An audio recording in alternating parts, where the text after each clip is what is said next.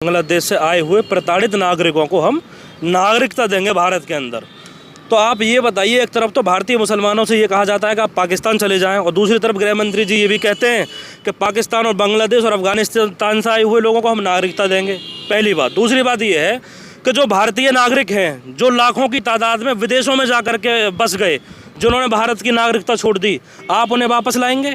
या फिर ये CAA का जो कानून है, इस कानून के जरिए जो जनहित मुद्दे हैं भारत के, जो विकास के, शिक्षा के और स्वास्थ्य के, उनको आप गुमराह करने की कोशिश कर रहे हैं। देश के गृह मंत्री जी अपनी 2014 से लेकर के 24 तक की सरकार की नाकामियों को छुपाने के लिए CAA का इस्तेमाल किया जा रहा है। एक CAA नागरिक संशोधन बिल से एक भी भारतीय मुसलमान का या एक भी भारतीय देश के किसी भी नागरिक का भला हो सकता है? कभी भी नहीं हो सकता है। इसमें तमाम गवर्नमेंट की पॉलिसीज़ को ला करके आप ये पूरे दुनिया में दिखाना चाहते हो कि साहब भारत एक बहुत बड़ा दयावान देश है और तमाम दुनिया के प्रताड़ित लोगों को हम भारत में नागरिकता देंगे। हम भी चाहते हैं आप सबको दें।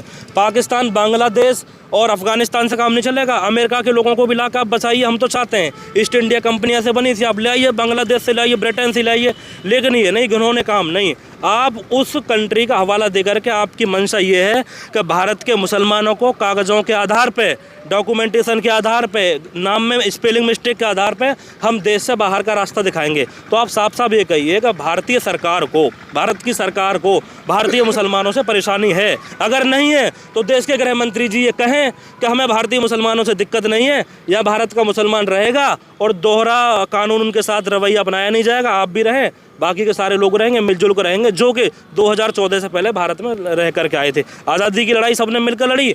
ऐसे ही देश में सारे मुसलमान, दलित, पारसी, बौद्ध सब लोग अपना योगदान देना चाहते हैं, आप सब कर लीजिए। लेकिन ये तो दोहरी बात हो गई कि आप एक तरफ तो इन मुसलमानों को पाकिस्तान भेजने की धमकी देते हैं, आपके नेता सदन में खड़े होकर कहते हैं, कोई आपका प्रदेश अध्यक्ष लखनऊ में बैठ कर कह रहा होता है, दूसरी तरफ आप कहते हैं कि पाकिस्तान, बांग्लादेश और अफगानिस्तान आए हुए मुसलमानों को हम नागरिकता देंगे। आप बताइए 2014 से लेकर अब तक, या जब से बिल की बात कहनी शुरू करी गृह मंत्री जी ने, अब तक कितने मुसलमानों को नागरिकता दे दी? एक सीमा हैदर को तो आप अभी तक ठीक तरीके से नागरिकता दे नहीं पाए, और आप दुनिया भर के लोगों को नागरिकता देने की बात करते हैं।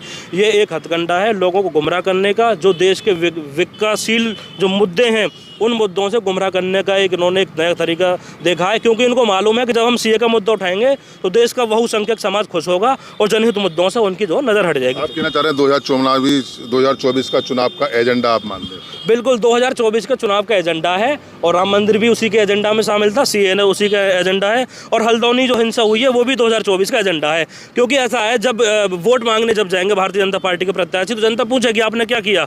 तो उससे बेहतर ये कि कोई ऐसे कानून लागू कर दिए जाएँ जो धार्मिक हों, जिससे लोगों में सवाल पूछने की क्षमता खत्म हो जाए, और वो मान लें कि साहब ये योद्धा हैं, हिंदुत्व के योद्धा हैं, इन्हीं को हमें वोट करना है। पब्लिक वोट करेगी, जनहित से उनके मुद्दे रहेंगे, नहीं तो वो उसमें कामयाब हो जाएंगे।